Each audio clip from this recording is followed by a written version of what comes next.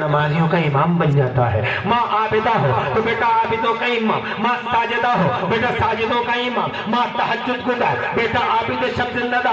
نہیں آ رہی ہے تمہاری سمجھ میں کوئی بات؟ میں یہ کہنا چاہتا ہوں مشاہدی والوں کہ ماں اگر سیدہ فاطمہ زہرا ہوتی ہے تو بیٹا آٹومیٹیکلی حسین اعظم ہوتا ہے۔ ماں ام الخیر ہوتی ہے تو بیٹا غوث اعظم ہوتا ہے۔ ماں ام الورا ہوتی ہے تو بیٹا خواجہ غریب نواز ہوتا ہے۔ اور ماں جب راتوں کو تہجد پڑھ پڑھ کے اپنے لال کو دودھ پلا دے تو یہی لال آگے چل کے زمانے میں اعلیٰ حضرت امام احمد رضا کا روپ دھارن کر لیتا ہے۔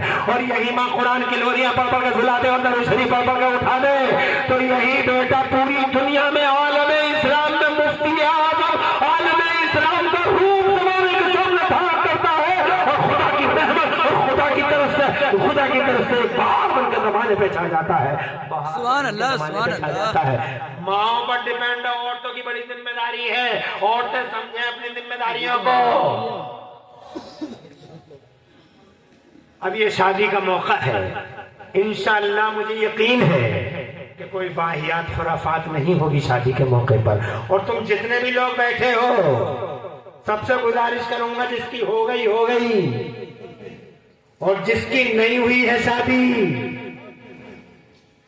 جس کی شادی نہیں ہوئی ہے، آپ سب سے عرض کروں گا کہ آپ کو نعمتیں اللہ نے دی ہیں، شیطان نے نہیں، اللہ نے دی ہیں، وہ بھی نبی کے صدقے میں دی ہیں۔ تمہاری ماں حضرت حوا، تمہارے ابا حضرت آدم، تمہارا نیچر بنا ہے ان سے، تمہاری فطرت بنی ہے ان سے۔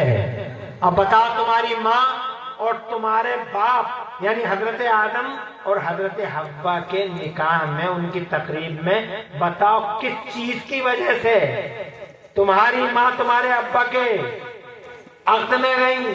کس کی وجہ سے؟ نبی کے نام کی وجہ سے۔ ذرا زور سے کہو سبحان اللہ۔ سبحان اللہ۔ اس کا مطلب نبی کا نام ہمارے نیچر میں ہے۔ اس کا مطلب یہ ہوا کہ نبی کا نام ہمارے نیچر میں، اسی لیے جتنے بھی آج تک بزرگوں پہ چلن چلا آ رہا ہے، بزرگ آج تک یہ کرتے چلے آ رہے ہیں، بیٹے کی شادی ہوگی تو نبی کا نام لیں گے، اور بیٹی کی شادی ہوگی تو چاہے 3 دن بعد میلاد کروائیں، چاہے 8 دن کے بعد میلاد ہوگی، مگر میلاد ہوگی۔ بیٹی کی شادی ہو تو، بیٹے کی شادی ہو تو یہ چلن ہے مصطفیٰ کے غلاموں کا۔ سبحان اللہ۔ مصطفیٰ کے غلام ہیں، وہ اسی چلن پہ چلتے رہیں اور حضرات شیطانی بدماشیوں سے اپنے آپ کو بچاتے رہیں، حیوانیت اور بہیمیت کے سرکلوں سے خود بھی بچیں اور بچاتے رہیں۔ بہت اچھا کیا راشد صاحب، میں آپ کو، آپ کے گھر والوں کو اور جناب بھورے صاحب کو اور تمام گھر والوں کو دل کی گہرائی سے شادی کی مبارکباد اور پھر حضور کے ذکر پاک کی مبارکباد دیتا ہوں۔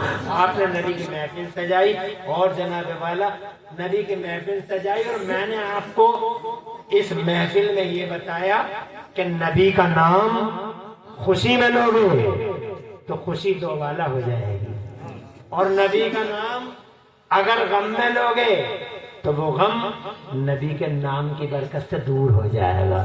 اس لیے خوشی ہو یا غم، ہر حال میں مصطفیٰ کا نام زبانوں میں رہے، دلوں میں رہے، گھروں میں رہے، جگر میں رہے، سروں میں رہے۔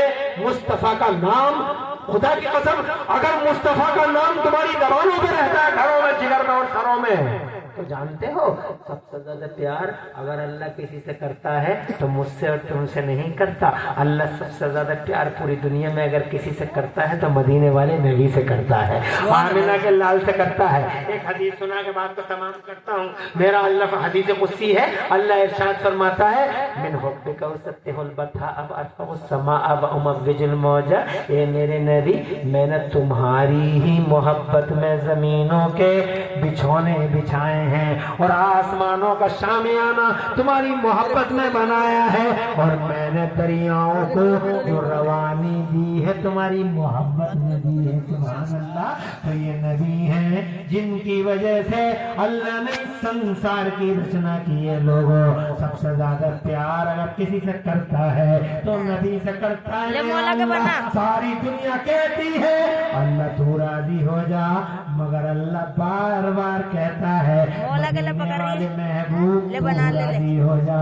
بہت زیادہ پیار ہے جنانے والا, اتنا پیار اتنا پیار اتنا پیار اتنا پیار کہ عرش کے پایوں میں اللہ نے حضور کا نام لکھوایا. اتنا پیار کہ جب جنت بنائی تو ارشاد فرمایا جنت کے مین گیٹ پہ میرے حبیب کا نام لکھ دو. ذرا زور سے کہہ دو سبحان اللہ, تاکہ زمانے کو خبر ہو جائے کہ جنت کا خالق اللہ ہے, جنت کا مالک محمد رسول اللہ ہے. بریلی والے کہتے ہیں کہ خدا کی رضا چاہتے ہیں تو عالم, خدا کی رضا چاہتے ہیں تو عالم, اور خدا چاہتا ہے رضائے محمد اور جناب محمد برائے الہی اور جناب الہی برائے محمد. اور ایک شاعر اسی تھیم پر اور لکھتا ہے اور بہت پیارے انداز میں لکھتا ہے.